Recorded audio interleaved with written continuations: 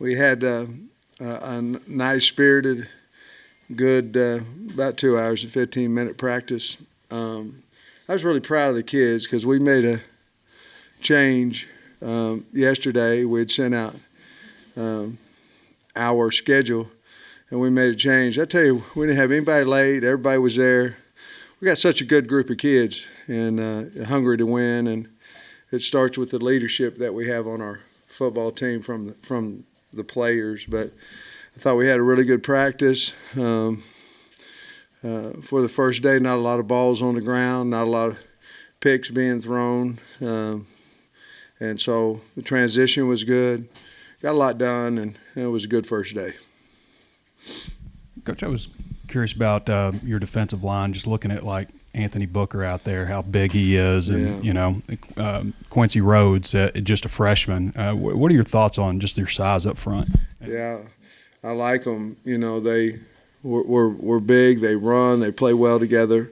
It starts out at the ends. We're huge at defensive end right now, and guys can run.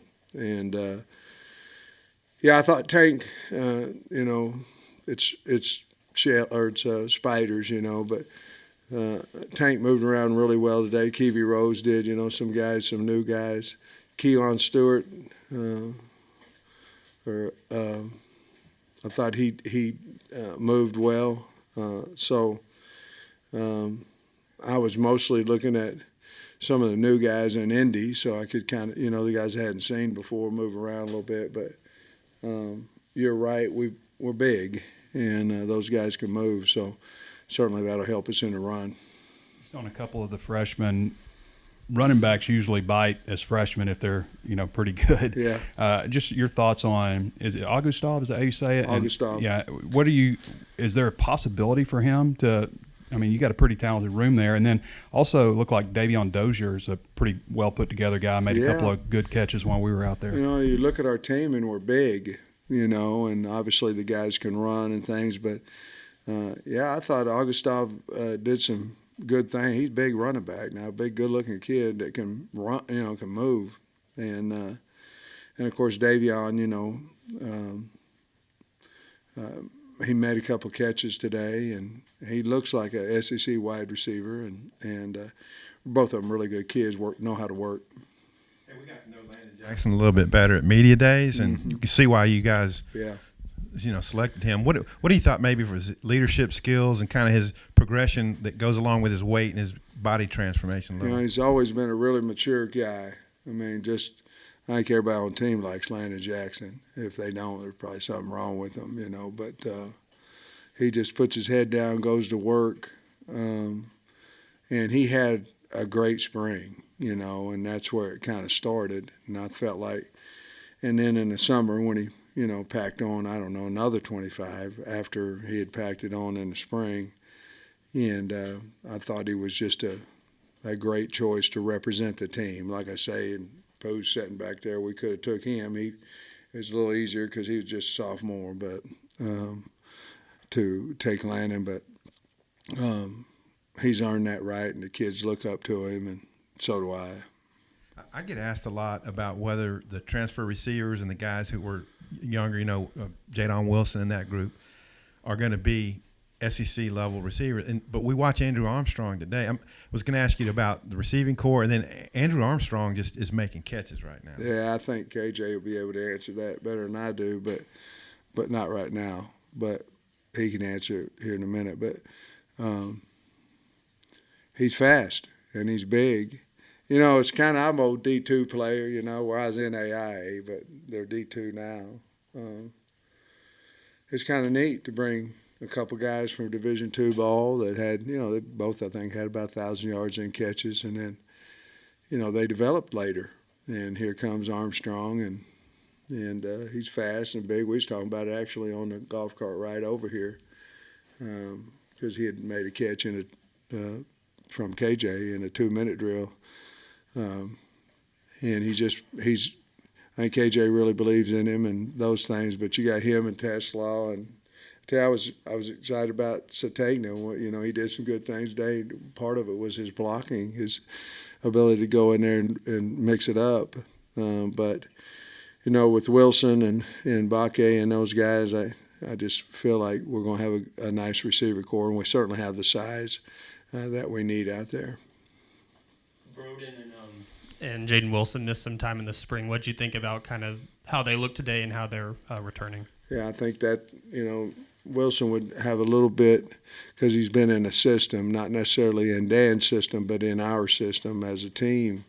So I wasn't too concerned about him, and he showed up today because he showed up all summer, And Broden was the one where, he doesn't understand our system, doesn't understand the offensive system, that I felt like got hurt in spring because of that. But as far as I know, without watching the tape, I know he made a few catches today and did some good things. You mentioned Keon Stewart earlier, but maybe some of the other transfer defensive backs, getting to see them for the first time, like Jaheim Singletary today. Well, yeah, it's different, a little bit because I felt like I've seen Singletary, which I really hadn't either because he's been here all summer, but we really hadn't seen him either, just like Tank and Keevy Rose and some of them guys. But I thought he did a nice job today, and I think I lost the question. What'd you say first? Just the transfer defensive backs that you got to see for the first time today. Yeah. A.J. Brathwaite was one of those guys too, and I could see a little bit more from the back end on offense, but I'll have to watch the tape to see who all played really well in the secondary. I can see the front about as deep as Pooh is, and then after that, I don't exactly know who played well and who didn't, but I thought they all ran to the ball well, and I'll have to wait till I watch the tape to really give a great answer for you. I think Josh Braun was with the first team in fastball at right guard. Is that, do you like him there? And then I think, Crawford and Harris are probably right there as well.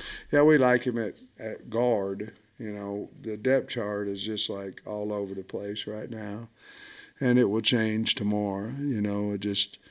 Right now we're two-spotting with ones and new because we hadn't seen some of those new guys. But I think coming out of spring ball, Josh has earned the right to be with the ones. We like him at guard, and he's got a lot of competition there for that spot.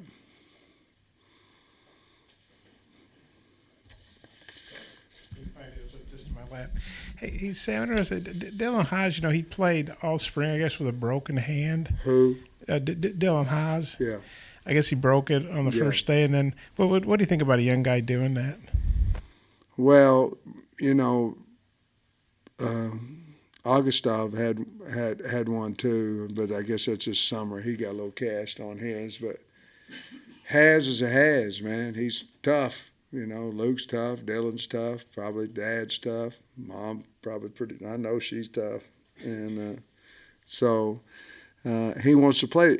Anybody who loves the game of football is going to find a way to get out there and practice, and we're certainly happy to have both of them. But Dylan's going to be a good play for us as well, yeah. And how do you think the quarterbacks, besides KJ, threw the ball today? I thought they did well,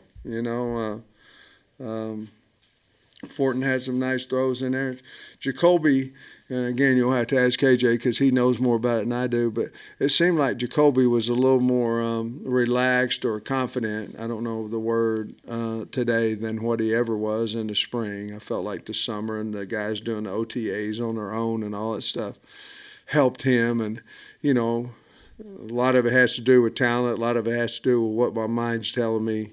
Motivation-wise or confidence-wise, and I felt like he was night and day from where he was in the spring. I felt like he knew what he was doing, and he made some checks and things of that nature that he might not have done in the spring ball.